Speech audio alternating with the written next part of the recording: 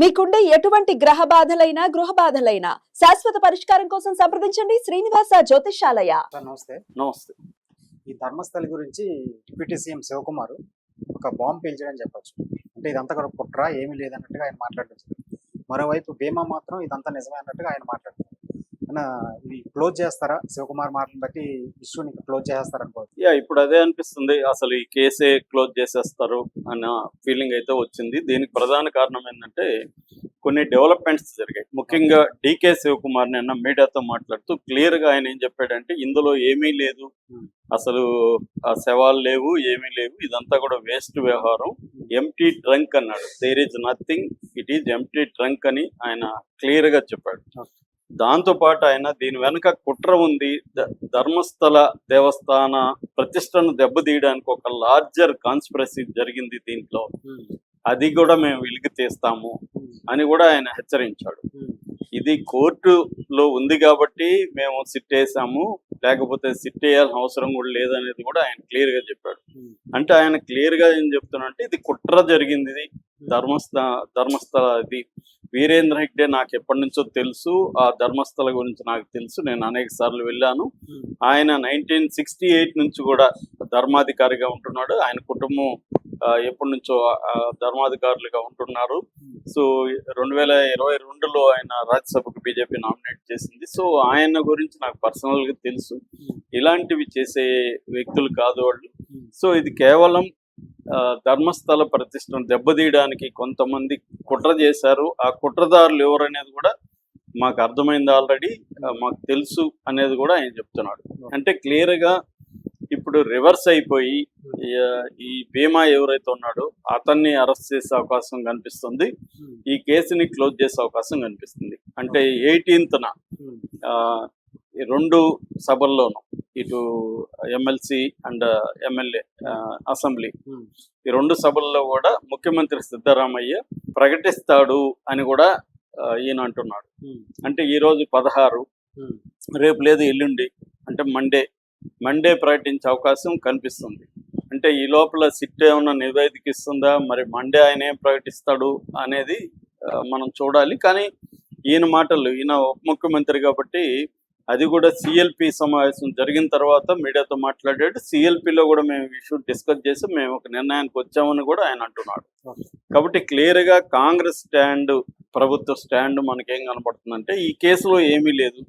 ఎందుకంటే ఇప్పటి వరకు మొత్తం 16 మార్క్ చేసి 13 తవ్వేశారు. 13లో 2 మాత్రమే, 6, 11A, ఈ రెండిట్లో మాత్రమే ఎముకలు దొరికాయి. కానీ అవి కూడా మగవాళ్ళనే వార్తలు బయటకు వస్తున్నాయి, అమ్మాయిలది కాదు అని. సో ఇతను ఏమీ చూపించలేదు, ఇదంతా కూడా కుట్ర అనేది ఆయన మాట్లాడుతున్నాడు.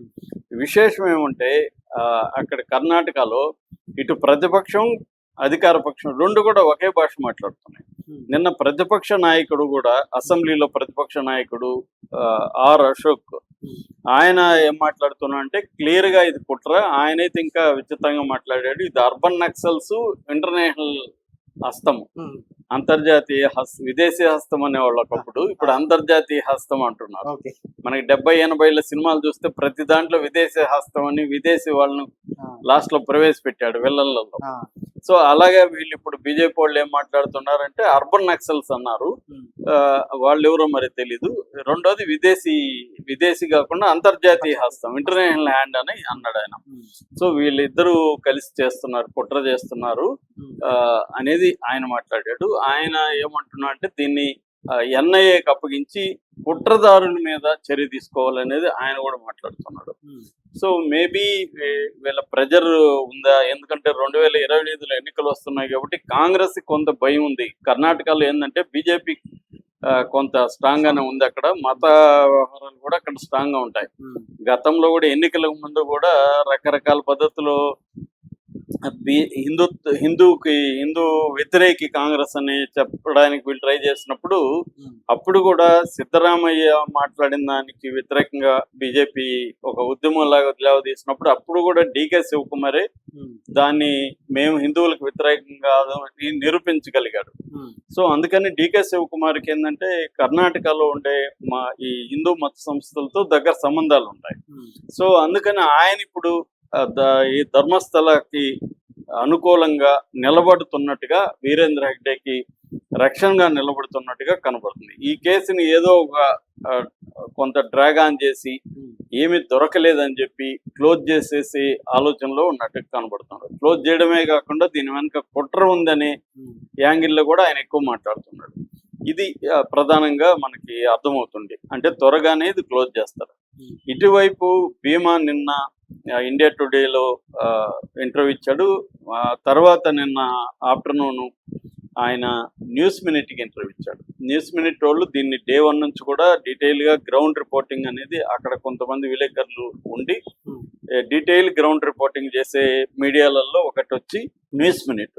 సో వాళ్ళు ఇంటర్వ్యూ చేసినప్పుడు అమ్మాయి శివాని అనుకుంటా, అమ్మాయి ఇంటర్వ్యూ చేసినప్పుడు ఆయన మళ్ళీ ఏం చెప్తున్నాడంటే, నేను 100% వాస్తవము, శవాల్ని పూడ్చింది వాస్తవము. ఒకసారి ఒక స్కూల్ అమ్మాయిని జీపులో తీసుకొచ్చారు, అప్పుడు రోడ్డు ఇటు అటు ఉన్నింది, అవే అట్లా తిరిగి కూడా వెళ్ళింది, అవన్నీ గుర్తున్నాయి నాకు. ఇప్పుడు ఆ రోడ్డు అంతా స్ట్రైట్ చేసేసారు, మొత్తం మారిపోయింది ఇక్కడ. సో అందుకనే నేను చూసిన చోట్ల ఉండట్లేదు, ఎందుకంటే 11 ఏళ్ల తర్వాత వచ్చాను కాబట్టి అడవి పెరిగిపోయింది, మట్టి కోతకు గురైపోయింది, వరదలు వచ్చాయి కాబట్టి నేను అనుకున్న ప్లేస్ ఏది అనేది ఐడెంటిఫై చేయడంలో ప్రాబ్లం ఉంది. రెండోది జేసీబీలు విపరీతంగా వచ్చి అక్కడ యాక్టివిటీ చేసేసాయి. సో అవి జేసీబీల్లో చేసినప్పుడు ఏమన్నా ఎముకలు వెళ్ళిపోయినాయా అన్న డౌట్ కూడా వస్తుంది. అందుకనే తొందరపడకూడదు, చెయ్యాలి, ఇంకా వర్క్ చేయాలి. నాకైతే సిట్టు మీద నమ్మకం ఉంది, వాళ్ళు సిన్సియర్గా చేస్తున్నారు, నాకు సెక్యూరిటీ కూడా ఇస్తున్నారు అనేది ఆయన అంటున్నాడు. అంటే క్లియర్గా అతను భీమా చెప్తున్న దాని ప్రకారం నాకు ధర్మస్థల దీంట్లో నుంచే ఆదేశాలు వచ్చాయి, పోడ్చమని. వాళ్లే నాకు శవాలు అప్పగించారు, దేవస్థానం బోర్డు వాళ్ళే. ఒక్కొక్కసారి ఏమో మేనేజర్ ద్వారా సూపర్వైజర్లకు చెప్పి సూపర్వైజర్ నాకు చెప్పేవాళ్ళు, ఎందుకంటే నేను స్వీపర్గా పనిచేస్తున్నాను. 94 నుంచి కూడా నేను ఇక్కడ స్వీపర్గా, గుడిలో నాకు జీతం ఇచ్చేది దేవస్థానమే, పంచాయతీకి నాకు సంబంధం లేదు. అందువల్ల నాకు పని చెప్పేది కూడా దేవస్థానం, శవాలను పోడ్చమనేది కూడా దేవస్థానం. ఒక్కోసారి సూపర్వైజర్ ద్వారా నాకు చెప్పేవాళ్ళు, ఇంకొకసారి ఏమో బాయ్, ఒక రూమ్ బాయ్ ఉండేవాడు, అతను వచ్చి నాకు చెప్తే నేను చేయాల్సి వచ్చింది. నేను ఇది చేయనన్నప్పుడు నన్ను చంపేస్తామని చెప్పారు, నా ఫ్యామిలీని కూడా చంపేస్తామని బెదిరించారు. ఆ భయపడే నేను చేశాను, దాన్ని నేను కొనసాగించలేకపోయాను.